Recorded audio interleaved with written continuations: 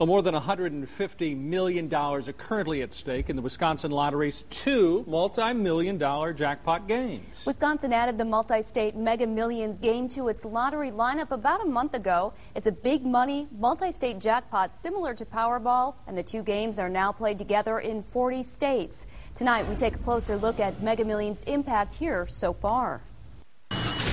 At one time this week, two different lottery jackpots each offered more than $100 million in winnings. Basically, it's Powerball 2. At the Walnut One Stop on Green Bay's west side, manager H.T. Moore says the addition of Mega Millions has excited a lot of people. It's an alternative to the Powerball on different days.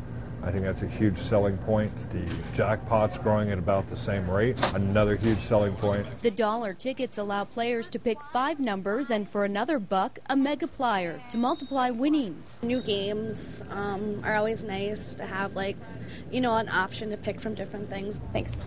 Here at the Walnut One Stop, Mega Millions still isn't as popular as Powerball, but the manager says the ticket sales, like the jackpots, are rising. As more people become aware of it and what it's about, I'm sure that the sales are going to go up.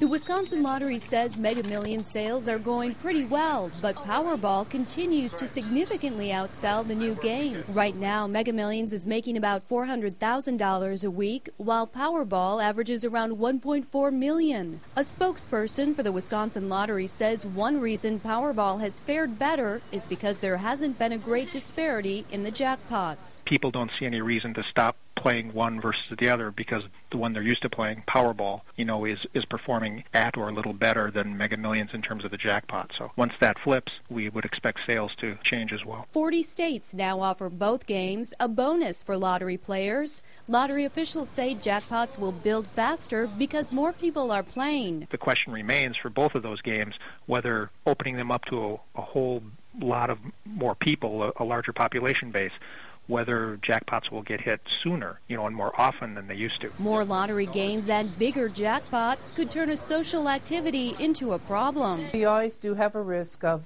that new population of people becoming addicted.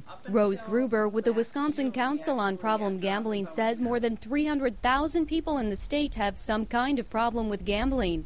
But she adds so far, Mega Millions doesn't seem to be contributing to those problems. It's definitely not an issue at this point, and I don't see us getting hundreds of calls or anything like that. Even people who don't play the lottery see a benefit from the added game because of the lottery tax credit. Even if it were to perform no better down the road than it's performing now, would still mean, an additional $20 to $25 million at the end of the year that the lottery would be able to turn back for property tax relief.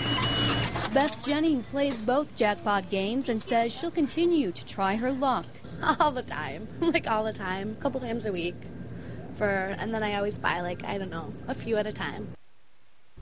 With dozens of states participating in the new Mega Millions game, the Wisconsin Lottery says people could hit the jackpot more often, but it will take about a year to really determine the game's performance. Tonight's Powerball drawing is worth an estimated $139 million. Tuesday's Mega Millions jackpot is estimated at $12 million.